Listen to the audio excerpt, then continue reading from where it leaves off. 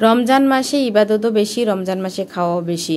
তো খাওয়ার চেয়ে ইবাদত বন্দিগিরিটাই বেশি। রমজান মাসে সবাই কোরআন তেলাওয়াত করে। তো এই জন্য যদি আমি একটু কাজ আমরা যদি এগিয়ে রাখি তাহলে আমাদের জন্য অনেক সুবিধা হয়। আমি যেটা করি তাই আপনাদের সাথে শেয়ার করতেছি, যদি আপনাদের কারো কাজে লাগে। এইখানে আমি কিমা দিয়ে আমি আলুর চপ বানাবো। আমি আলুটাকে সিদ্ধ করে মেখে নিয়েছি, তারপরে কিমাটা তৈরি করতেছি। কিমাটাকে সব মশলা দিয়ে মেখে আমি পেঁয়াজ ভেজে তার ভিতরে মেরিনেট করা কিমাটা দিয়ে দেবো। কিমাটা ভাজা ভাজা করে নেব।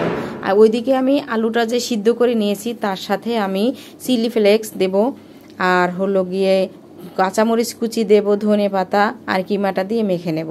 আমার ভিডিওটা যদি ভালো লাগে লাইক করবেন, কমেন্ট করবেন, শেয়ার করবেন এবং সাবস্ক্রাইব করবেন। আমি নতুন হিসাবে সবাই আমাকে সাপোর্ট করবেন। আপনাদের সবার সাপোর্ট চাই। এই যে এখন আমি এটাকে সুন্দরভাবে মেখে নেব।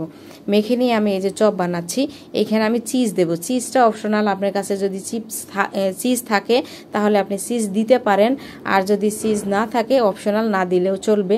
আমার কাছে ছিল তাই আমি দিচ্ছি। এই যে বানিয়ে নিলাম। এইখানে আমি বানাচ্ছি হলো এটাকে আমি এটার ভিতরে আমি ডুবাবো। এটা হলো ময়দা আর কর্নফ্লাওয়ার গুলাই নিয়েছি। এটার মধ্যে আমি এই চপটাকে ডুবিয়ে তারপরে আমি এই যে ব্রেড গ্রামে গড়িয়ে নিলাম। এই যে আমার মজাদার হয়ে গেল আলুর চপ।